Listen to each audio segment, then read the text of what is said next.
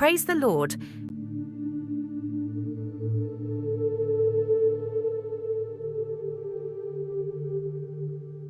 மனுஷன் அப்பத்தினாலே மாத்திரம் அல்ல, தேவனுடைய வாயிலிருந்து புறப்படுகிற ஒவ்வொரு வார்த்தையினாலும் பிழைப்பான்.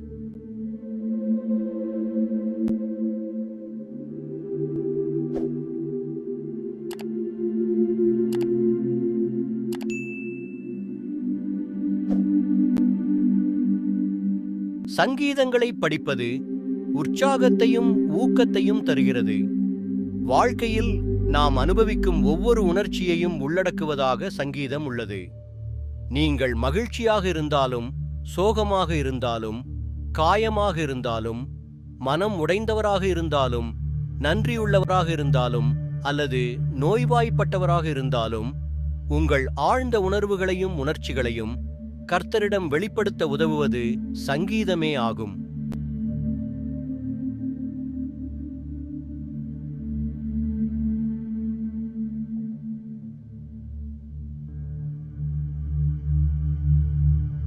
சங்கீதத்தில் உள்ள மிகவும் பிரபலமான மற்றும் மிகவும் விரும்பப்படும் சங்கீதங்களில் சங்கீதம் 8 ஒன்றாகும்.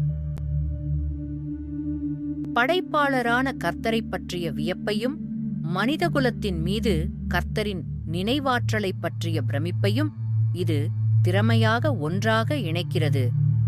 உண்மையில் கர்த்தர் படைப்பின் பராமரிப்பை, கர்த்தரின் விரல்களின் வேலையை வெறும் மனிதர்களிடம் ஒப்படைத்தார்.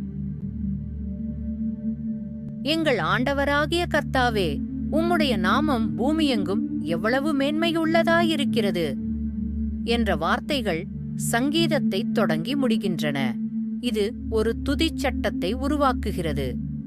சங்கீதக்காரன் கர்த்தர் மற்றும் இறையாண்மையுள்ளவர் என்று அழைக்கிறார். கர்த்தர் என்ற வார்த்தை இஸ்ரவேலின் கடவுளான யாவேயின் தனிப்பட்ட பெயரின் மொழிபெயர்ப்பாகும். இது மோசேக்கு எரியும் புதரில் கர்த்தர் வெளிப்படுத்திய பெயராகும். இறையாண்மையுள்ளவர் என்று மொழிபெயர்க்கப்பட்ட வார்த்தை உயர்ந்த பதவியில் உள்ள ஒருவரை குறிப்பிடுவதற்கு ஒரு தாழ்ந்த நிலையில் உள்ள ஒருவர் பயன்படுத்தும் வார்த்தை.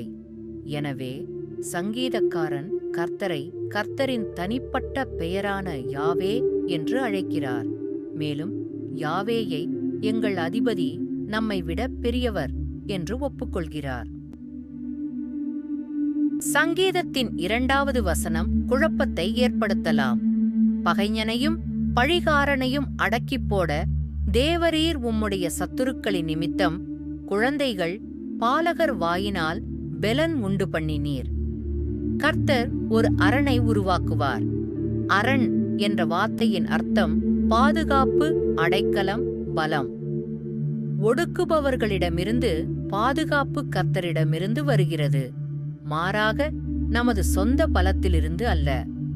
அடக்குமுறையை தடுத்து எதிரியையும் பழிவாங்குபவரையும் அமைதிப்படுத்த குழந்தைகள் மற்றும் குழந்தைகளின் கூக்குரல்களை கூட கர்த்தர் பயன்படுத்த முடியும்.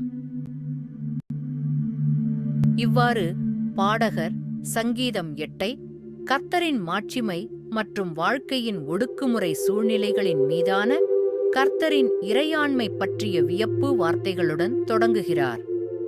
உமது விரல்களின் கிரியையாகிய உம்முடைய வானங்களையும் நீர் ஸ்தாபித்த சந்திரனையும் நட்சத்திரங்களையும் நான் பார்க்கும்போது என சங்கீதக்காரன் 3ஆம் வசனத்தில் பிரமிப்பூட்டும் ஆச்சரிய வார்த்தைகளுடன் தொடர்கிறார்.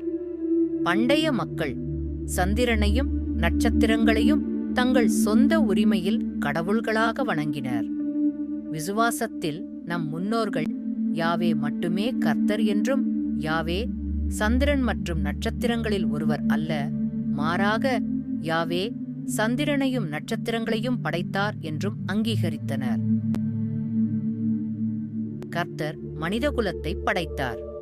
மேலும் சங்கீதக்காரன் 4ஆம் வசனத்தில் மனுஷனை நீர் நினைக்கிறதற்கும் மனுஷகுமாரனை நீர் விசாரிக்கிறதற்கும் அவன் எம்மாத்திரம் என சிந்திக்கிறார்.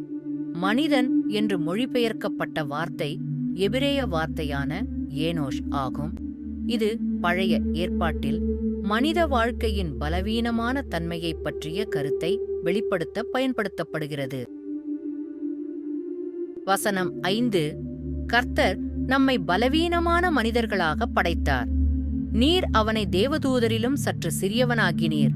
மகிமையினாலும் கனத்தினாலும் அவனை முடிசூட்டினீர் என்று கூறுகிறது. பல்வேறு மொழிபெயர்ப்புகளில் கர்த்தரை விட சற்று தாழ்ந்தவர், பரலோக மனிதர்களை விட சற்று தாழ்ந்தவர், தேவதூதர்களை விட சற்று தாழ்ந்தவர் மற்றும் தெய்வீகத்தை விட சற்று தாழ்ந்தவர் என்று குறிப்பிடப்பட்டுள்ளன. அவை கர்த்தருடனான மனிதகுலத்தின் தனித்துவமான உறவை பற்றிய ஒரு சக்தி வாய்ந்த கூற்று ஆகும். வசனங்கள் 6 மற்றும் 7. கர்த்தருடைய கைகளின் கிரியைகளின் மீது மனிதகுலத்திற்கு ஆதிக்கம் கொடுத்திருப்பதாக கூறி தியானத்தை தொடர்கின்றன. கர்த்தர் எல்லாவற்றையும், அதாவது அனைத்து ஆடுகள், மாடுகள், காட்டு மிருகங்கள், ஆகாயத்து பறவைகள், கடல் மீன்கள், கடல் பாதைகளில் நடந்து செல்லும் அனைத்தையும் மனித குலத்தின் காலடியில் வைத்திருக்கிறார். ஆதிக்கம் என்பது எபிரேய வார்த்தையான மாஷல் என்பதாகும்.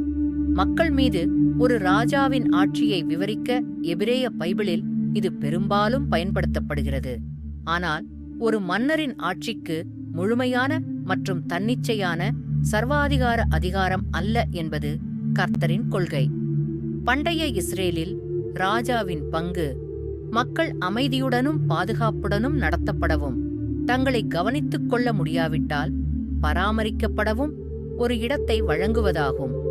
கருணை, நன்மைக்கான ஏற்பாடு, அமைதி மற்றும் நல்வாழ்வு, அனைவருக்கும் சமத்துவம் என்பது ஆதிக்கம் செலுத்துபவரின் பங்காகும்.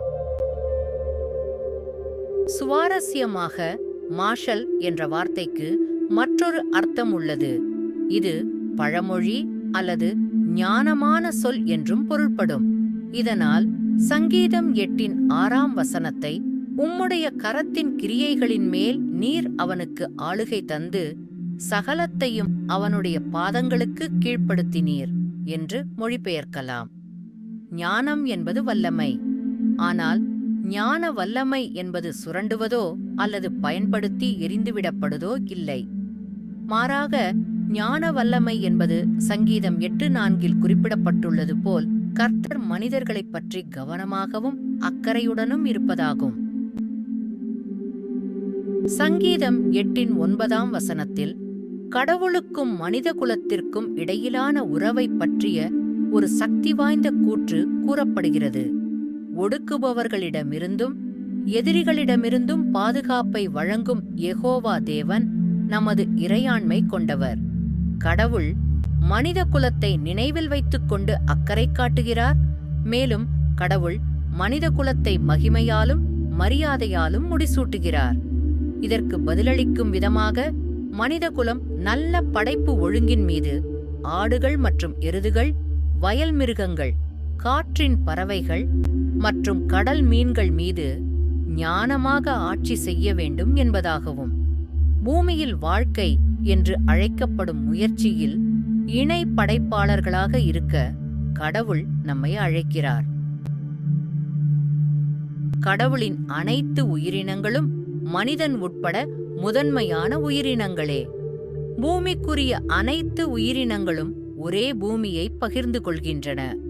மேலும் அனைத்தும் ஒன்றோடொன்று தொடர்புடைய மற்றும் ஒன்றையொன்று சார்ந்த சமூகத்தில் பங்கேற்கின்றன. பிரபஞ்ச பணிவு என்பது மிகவும் தேவையான சுற்றுச்சூழல் நற்பண்பு ஆகும். பூமியில் மிகவும் இலகுவாக நடக்க, நம்மை சுற்றியுள்ள வாழ்க்கையைப் பற்றி அதிக அக்கறையுடன் நடக்க நமக்கு மனத்தாழ்மை தேவை. படைப்பிற்குள் உள்ள உயிரினங்களாக நம்மை அறிந்து கொள்ளும் மனத்தாழ்மை நமக்கு தேவையாகும். இச்சங்கீதத்தை வாசிப்போம்.